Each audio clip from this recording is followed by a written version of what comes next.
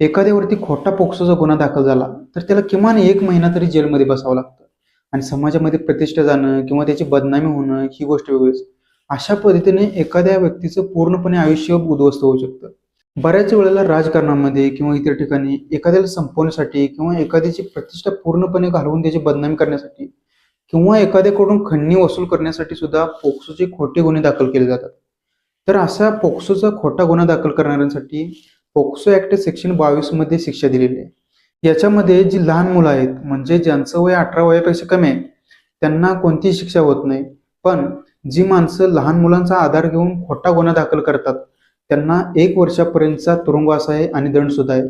आणि याच्यातून जर एखाद्या माणसाची बदनामी किंवा प्रतिष्ठा हनन झाला असेल तर तो सिव्हिल कोर्टामध्ये दावा दाखल करू शकतो आणि हा दावा जवळजवळ 200 कोटीपर्यंत क्लेम करता येतो.